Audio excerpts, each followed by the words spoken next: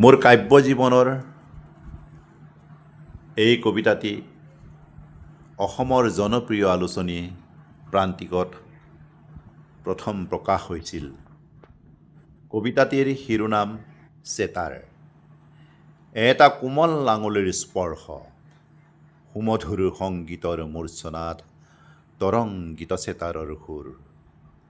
তালে তালে গুণগুণ কৰা এটা পক্ষী, স্বস্তিৰ নিশ্বাসত ডুব যোৱা এটা ৰাতি। এটা ৰুক্ষ আঙুলিৰ স্পৰ্শত এডাল এডালকৈ ছিগিব খোজে সমস্ত তাৰ। নুমাব খোজে কঁপি কঁপি উমি উমি গলি গলি জ্বলা এডাল মমবাতি।